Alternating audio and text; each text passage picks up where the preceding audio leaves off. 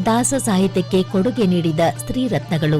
ಈ ಕುರಿತು ಶ್ರೀಮತಿ ಸೀತಾ ಮಲ್ಲಾಬಾದಿ ಅವರಿಂದ ಭಾಷಣ. ಹರಿದಾಸ ಸಾಹಿತ್ಯ ವರ ಸುಜನರಿಗೆ ಸುರಧೇನುವಿದ್ದಂತೆ. ಸಾಹಿತ್ಯವನ್ನು ಭಕ್ತಿ ಭಾವದಲ್ಲಿ ಅದ್ದಿ ಗೀತ ಸಂಗೀತದ ಮೂಲಕ ಅಭಿವ್ಯಕ್ತಿಸಿದವರು ಹರಿದಾಸರು.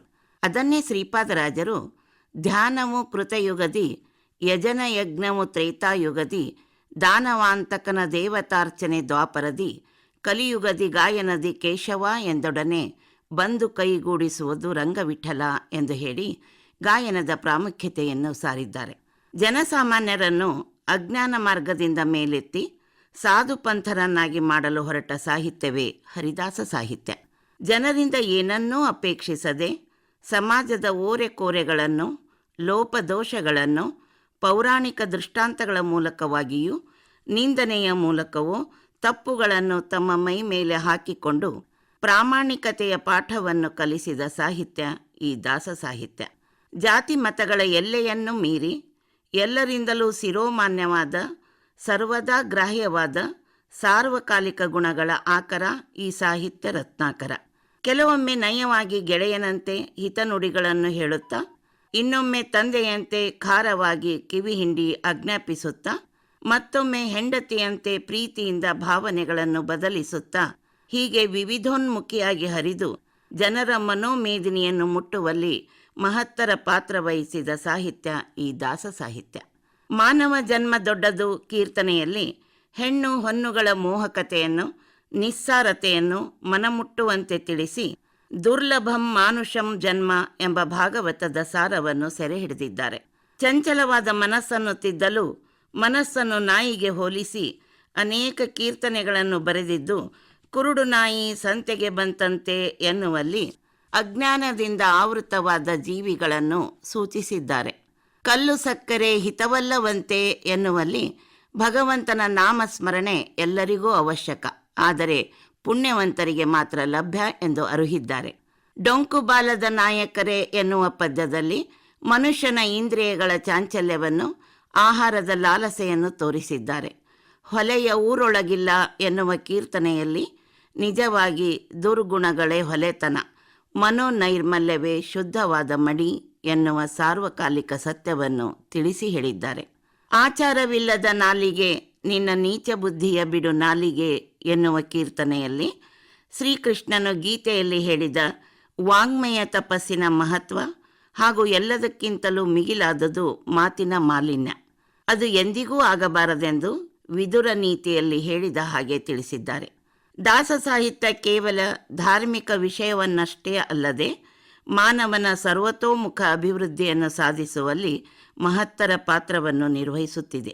ಅಂದು ಶ್ರೀಹರಿಯು ಭಕ್ತರಾದ ಪ್ರಹ್ಲಾದರಾಜರನ್ನು ಹಾಗೂ ಬಲಿಚಕ್ರವರ್ತಿಯನ್ನು ಅನುಗ್ರಹಿಸಿ ಉದ್ಧರಿಸಲು ವಾಮನನಾಗಿ ಬಂದು ತ್ರಿವಿಕ್ರಮನಾಗಿ ನಿಂದ. ವಾಮೆ ಅಂದರೆ ಸ್ತ್ರೀಯರನ್ನು ಮತ್ತು ಬುದ್ಧಿಯಲ್ಲಿ ವಾಮನರಾದವರನ್ನು ದಾಸ ಸಾಹಿತ್ಯ ತ್ರಿವಿಕ್ರಮನಂತೆ ಬೆಳೆಸಿದೆ. ದಾಸ ಸಾಹಿತ್ಯದ ಅಭಿವೃದ್ಧಿಗೆ ಪುರುಷರಂತೆ ಸ್ತ್ರೀಯರೂ ಕಾರಣರಾಗ್ಯರು. ಕಷ್ಟಗಳನ್ನು ಎದುರಿಸಿ ಸಂಸಾರದಲ್ಲಿದ್ದು ಸಂಸಾರವನ್ನು ನಿರ್ವಹಿಸಿ ಕಂಸಾರಿಯನ್ನು ಭಜಿಸುವ ರೀತಿಯನ್ನು ಕಲಿಸಿದರು. ಇಂತಹ ಅನೇಕ ಮಾತೆಯರಿದ್ದಾರೆ. ಅವರಲ್ಲಿ ಕೆಲವರನ್ನು ಕುರಿತ ಸಂಕ್ಷಿಪ್ತ ಪರಿಚಯ ಮಾಡುವ ಪ್ರಯತ್ನ. ಮೊದಲನೆಯದಾಗಿ ಹೆಳವನಕಟ್ಟೆ ಗಿರಿಯಮ್ಮ.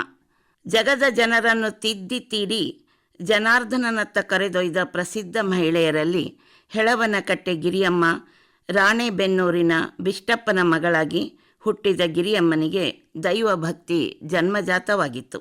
ಸ್ತ್ರೀಧರ್ಮ ಸ್ವಭಾವ ಸಹಜವಾಗಿತ್ತು. ಮಲೆಬೆನ್ನೂರಿನ ತಿಪ್ಪರಸ ಗಿರಿಯಮ್ಮನ ಪತಿ. ಗಿರಿಯಮ್ಮ ಸಂಸಾರ ಸುಖ ಬಯಸಲಿಲ್ಲ. ಸಾಧನೆಗಾಗಿ ಸಂಸಾರ ಕೇವಲ ಸಂತಾನ ಸಂತಸಕ್ಕಲ್ಲ ಎಂಬ ಶಾಸ್ತ್ರ ನಿಯಮಕ್ಕೆ ಆದರ್ಶವಾಗಿತ್ತು.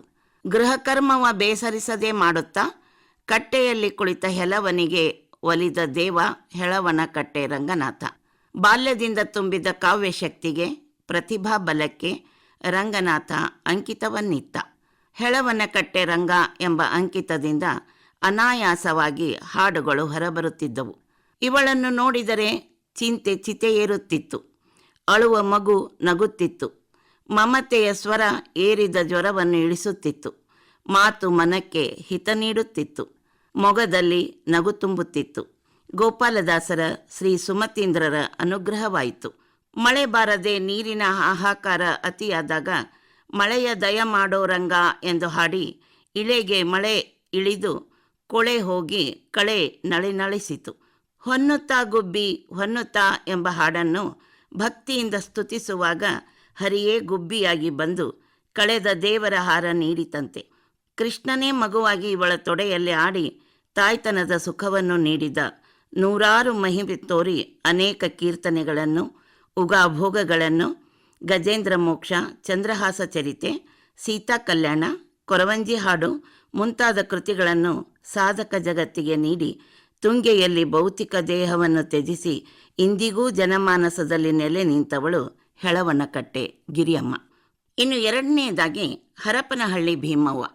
ನಾರಾಯಣಕೆರೆಯಲ್ಲಿ ರಘುಪತ್ಯಾಚಾರ್ಯ ಮತ್ತು ರಾಘಮ್ಮ ದಂಪತಿಗಳ ವೃತ್ತಗಳ ಫಲವಾಗಿ ಜನಿಸಿದವರು ಭೀಮವ್ವ. ಇವರ ನಿಜವಾದ ಹೆಸರು ಕಮಲಾಕ್ಷಿ. ಭೀಮನಂತೆ ಗಟ್ಟಿಯಾಗಿರಲಿ ಎಂದು ಕೃಷ್ಣನಲ್ಲಿ ಭಕ್ತಿ ಬೆಳೆಯಲಿ ಎಂದು ಭೀಮವ್ವ ಎಂದು ಕರೆದರು. ಅದೇ ಹೆಸರು ರೂಢಿಯಾಯಿತು. ತಂದೆಯೇ ಗುರು. ನಿತ್ಯವೂ ಭಕ್ತಿಯಿಂದ ಪುರಾಣ ಕಥೆಗಳನ್ನು ಕೇಳುತ್ತಾ ಅದರ ಚಿಂತನೆಯಲ್ಲಿ ಮುಳುಗಿ ಬಾಲ್ಯದಲ್ಲೇ ಉತ್ತಮ ಸಂಸ್ಕಾರ ಪಡೆದರು. ಅಂದಿನ ಪದ್ಧತಿಯಂತೆ ಹಳೆ ಸಮುದ್ರದ ಮುನಿಯಪ್ಪನೊಡನೆ 11ನೇ ವರ್ಷಕ್ಕೆ ವಿವಾಹ, 35ನೇ ವರ್ಷಕ್ಕೆ ವೈಧವ್ಯ. ಪ್ರಾರಬ್ಧ ಕರ್ಮ ಯಾರಿಗೂ ತಪ್ಪುವುದಿಲ್ಲ. ಕಷ್ಟಗಳೇ ವೈರಾಗ್ಯದ ಮೊದಲ ಪಾಠ. ವೈರಾಗ್ಯ ಬಂದ ನಂತರವೇ ವಿಶೇಷ ಜ್ಞಾನ ಪಡೆದು ಸಾಧನೆ ಹೆಚ್ಚಲು ಸಾಧ್ಯ. ಲೌಕಿಕ ವಿದ್ಯೆ ಇಲ್ಲ, ಉದ್ಯೋಗವೂ ಇಲ್ಲ, ಅತ್ತೆ ಮನೆಯವರಿಂದ ತಿರಸ್ಕಾರ, ತುತ್ತು ಅನ್ನಕ್ಕೂ ಪರದಾಟ. ಆಗಲೇ ನಿಜವಾದ ವೈರಾಗ್ಯ ಪಕ್ವವಾಯಿತು. ಭಕ್ತಿ ಬೆಳೆಯಿತು. ಅಂತರ್ಮುಖಿಯಾದಳು. ಭೀಮೇಶನಾದ ಕೃಷ್ಣನ ಚಿಂತನೆ ಬಿಟ್ಟು ಇನ್ನೊಂದು ವಿಚಾರವಿಲ್ಲ. ಇವಳ ಭಕ್ತಿಗೆ, ತಪಸ್ಸಿಗೆ ಕೃಷ್ಣ ಮೆಚ್ಚಿದ. ಭೀಮೇಶ ಕೃಷ್ಣ ಅಂಕಿತವನ್ನು ಸ್ವಪ್ನದಲ್ಲಿ ಸೂಚಿಸಿದ. ಅಂದಿನಿಂದ ಬದುಕೇ ಬದಲಾಯಿತು. ಆಡಿದ ಮಾತು ಸತ್ಯವಾಯಿತು. ನುಡಿದ ನುಡಿ ಪದ್ಯವೆನಿಸಿತು. ಲಘುಕೃತಿ, ದೀರ್ಘಕೃತಿ, ಕೀರ್ತನೆ, ಉಘಾಭೋಗ, ಸುಳಾದಿಗಳು ರಚನೆಗೊಂಡವು. ನಳಚರಿತ್ರೆ, ಸುಧಾಮಚರಿತ್ರೆ, ಸುಭದ್ರಾ ಕಲ್ಯಾಣ, ರತಿ ಕಲ್ಯಾಣ, ವಾರದ ಹಾಡುಗಳು ಇತ್ಯಾದಿ. ಇನ್ನು ಮತ್ತೊಬ್ಬ ಮಹಿಳೆ ಶ್ರೀ ತುರಡಿಗಿ ತಿಮ್ಮಮ್ಮ. ರಾಯಚೂರು ಜಿಲ್ಲೆಯ ಲಿಂಗಸೂರು ತಾಲೂಕಿನ ಪುಟ್ಟ ಗ್ರಾಮ ತುರಡಗಿ. ಸದಾಚಾರಿಗಳಾದ ನರಸಿಂಹಾಚಾರ್ಯ ಜೋಶಿ, ತಿರುಪತಿ ತಿಮ್ಮಪ್ಪನನ್ನು ವಿಶೇಷ ಸೇವಿಸಿ ಪಡೆದವರೇ ತಿಮ್ಮಮ್ಮ. ಮನೆಯಲ್ಲಿ ನಿತ್ಯವೂ ರಾಮಾಯಣ, ಭಾರತ, ಭಾಗವತಗಳ ಪುರಾಣ ನಡೆಯುತ್ತಿತ್ತು. ಬಾಲ್ಯದಲ್ಲಿ ತಿಮ್ಮಮ್ಮ ಉತ್ತಮ ಶ್ರದ್ಧೆಯಿಂದ ಕೇಳಿ ಎಲ್ಲವನ್ನೂ ತಲೆಯಲ್ಲಿ ತುಂಬಿಕೊಳ್ಳುತ್ತಿದ್ದಳು. ತಾಯಿ ಅಜ್ಜಿಯರಿಂದ ಸಕಲ ದಾಸರ ಹಾಡುಗಳು ಅನಾಯಾಸವಾಗಿ ಕಿವಿಯಲ್ಲಿ ಹೋಗಿ ಕಂಠದಲ್ಲಿ ಉಳಿದವು. ದೃಷ್ಟಿಯಾಗುವಷ್ಟು ಸಂಸ್ಕಾರ ಹೆಚ್ಚಿತು. ವಿವಾಹವಾಯಿತು. ಸಾಧನೆ ಇನ್ನೂ ಹೆಚ್ಚಿತು. ಮಹಿಳೆಯರಿಗೆ ವಿವಾಹ ಸಂಸ್ಕಾರವೇ ಸಾಧನೆಯ ಹೆಬ್ಬಾಗಿಲು. ಪತಿ ಸೇವೆ, ಸಂಸಾರ ನಿರ್ವಹಣೆ, ವಾದ್ಯದಲ್ಲಿ ವಿಶೇಷ ಜ್ಞಾನ, ಧ್ಯಾನದಲ್ಲಿ ಮುಳುಗಿದಳು. ಸಕಲ ವಿದ್ಯೆಗಳು ತುಂಬಿ ದೃಷ್ಟಿಯಾಗುವಂತಾದಾಗ ಪೂರ್ವ ಕರ್ಮಾನುಸಾರ ವೈಧವ್ಯ ಪ್ರಾಪ್ತ. ದುಃಖವನ್ನು ಹತ್ತಿಕ್ಕಿ ತುರಡಿಗಿಯಿಂದ ಹೂನೂರಿಗೆ ಬಂದು ಪ್ರಾಣದೇವರನ್ನು ಒಲಿಸಿಕೊಂಡು ಹೂನೀರೇಶ ಅಂಕಿತದಿಂದ ಕೃತಿ ರಚನೆ. ಶ್ರೀನಿವಾಸನ ನೆನೆಯಿರೋ ಇವರ ಪರಿಚಿತ ಕೃತಿ. ಅಲ್ಲಿಯೇ ಗೋಶಾಲೆ, ಮಕ್ಕಳ ಶಾಲೆ ತೆರೆದರು. ಊರಿನ ಎಲ್ಲ ಮಕ್ಕಳನ್ನು ಸ್ವಂತ ಮಕ್ಕಳಂತೆ ಕರೆದು ಭಜನೆ ಕಲಿಸಿ ಪ್ರಸಾದ ನೀಡಿ ಸಂಸ್ಕಾರಯುತವಾದ ಸಮಾಜ ಬೆಳೆಸಿದವರು ತುರಡಗಿ ತಿಮ್ಮಮ್ಮನವರು. ಗಲಗಲಿ ಅವ್ವನವರು. ಕೊಪ್ಪಳ ಜಿಲ್ಲೆಯ ಭೋಗಾಪುರ ಪವಿತ್ರ ಕ್ಷೇತ್ರ. ಪ್ರಾಣದೇವರ ವಿಶೇಷ ಸನ್ನಿಧಾನ. ಅಲ್ಲಿಯ ಶಾನುಭೋಗರ ಮಗಳಾಗಿ ಜನಿಸಿದ ಈ ಮಾನ್ಯ ಮಾತೆ ರಮಾಬಾಯಿ ಚಿಕ್ಕಂದಿನಿಂದಲೇ ದೈವಭಕ್ತೆ. ವಿಜಾಪುರ ಜಿಲ್ಲೆಯ ಪ್ರಸಿದ್ಧ ಕ್ಷೇತ್ರ ಗಲಗಲಿ. ನರಸಿಂಹದೇವರ ದಿವ್ಯ ಸನ್ನಿಧಾನ. ಅಲ್ಲಿನ ಮಹಾನ್ ವಿದ್ವಾಂಸರಾಗಿದ್ದ ಮುದ್ಗಲಾಚಾರ್ಯರ ಪತ್ನಿಯಾದರು. ಸಾತ್ವಿಕರಿಗೆ ಕಷ್ಟಗಳು ಬಹಳ. ಬೆಂಕಿಯಲ್ಲಿ ಬಿದ್ದಾಗಲೇ ಬಂಗಾರಕ್ಕೆ ಬೆಳಕು. ಎಂತಹ ಕಷ್ಟಗಳು ಬಂದಾಗಲೂ ಹರಿಯನ್ನು ನಿಂದಿಸದಿರುವುದು ದೊಡ್ಡವರ ಲಕ್ಷಣ. ಆ ದಾರಿಯಲ್ಲಿ ಸಾಗಿದವಳು ಈ ರಮಾಬಾಯಿ. ಬಾಲವೈಧವ್ಯದ ಸೂಚನೆ ಸಿಕ್ಕಾಗ ಗಟ್ಟಿ ಮನಸ್ಸಿನಿಂದ ಇದ್ದಷ್ಟು ದಿನ ಯೋಗ್ಯರ ಪತ್ನಿಯಾಗಿರೋಣ ಎಂದು ನಿರ್ಧರಿಸಿದಳು. ಅರಿವು ಬಾರದ ಅವಸ್ಥೆಯಲ್ಲಿ ವಿವಾಹ. ಬದುಕಿನ ಬೆಳಗು ನೋಡುವ ಮುನ್ನವೇ ಬಾಳದೀಪ, ಪತಿವಿಯೋಗ. ಸಂತಾನ ಸುಖ ಸಿಗಲಿಲ್ಲ. ಧರ್ಮನಿಷ್ಠ ಸಮಾಜದಲ್ಲಿ ಜೀವನ ಸಾಗಿಸುವ ಕಠಿಣ ಪರೀಕ್ಷೆ. ನರಸಿಂಹದೇವರ ಪ್ರಾಣದೇವರ ಅನುಗ್ರಹ ರಕ್ಷೆ ಇದ್ದ ಕಾರಣ ತಾನು ಬೆಂದು ನೊಂದರೂ ಮುಂದಿನವರಿಗೆ ನಂದದ ನಂದಾದೀಪ ನೀಡಿದರು. ರಮೇಶ ರಮೆಯ ಅರಸ ಅಂಕಿತದಲ್ಲಿ ಕೃತಿರಚನೆ. ಮುಯ್ಯದ ಹಾಡು, ಬೀಗರ ಹಾಡು ಪ್ರಸಿದ್ಧ. ಮುಯ್ಯದ ಹಾಡಿನಲ್ಲಿ ಸುಭದ್ರೆ ದ್ರೌಪದಿಯರು ರುಕ್ಮಿಣಿಗೆ ಮುಯ್ಯ ತರುವ ಪ್ರಸಂಗ ಸುಂದರವಾಗಿದೆ. ತನ್ನಿಮಿತ್ತ ಕೃಷ್ಣನ ಕಾರುಣ್ಯ ಜಗತ್ತಿಗೆ ಪರಿಚಯಿಸಲಾಗಿದೆ. ಸತ್ಯಭಾಮ ರುಕ್ಮಿಣಿಯರ ಮೋಹಕ ಪ್ರೇಮ ಕಲಹ, ಹರಿಯ ದಶಾವತಾರಗಳು ಸುಂದರವಾಗಿ ವರ್ಣಿತವಾಗಿವೆ. ಇವರು ಭಾಗವತದ ಕಥೆಗಳನ್ನು ರಂಗೋಲಿಯಲ್ಲಿ ಚಿತ್ರಿಸುವ ಕಲೆಯನ್ನು ಕಂಡು ಸತ್ಯಧರ್ಮ ತೀರ್ಥರು ಸಂತೋಷದಿಂದ ಅನುಗ್ರಹಿಸಿದರು. ಮೈಸೂರಿನಲ್ಲಿ ರಾಜ ಮರ್ಯಾದೆಗೆ ಆಹ್ವಾನಿಸಿದರೆ ನಯವಾಗಿ ಸರಿಸಿದರು. ಬೀಗರ ಹಾಡಿನಲ್ಲೂ ರಾಮಾವತಾರ, ಕೃಷ್ಣಾವತಾರದ ಹಾಡುಗಳು ನಿಂದಾಸ್ತುತಿಯ ರೂಪದಲ್ಲಿ ವರ್ಣಿತವಾಗಿವೆ. ಕೋಲು ಹಾಡು, ಜೋಗುಳ ಹಾಡು ರಚಿಸಿ ಗಲಗಲಿ ಅವ್ವನವರು ಎಂದು ಪ್ರಸಿದ್ಧ. ಇನ್ನು ಲಕ್ಷ್ಮೀದೇವಮ್ಮ.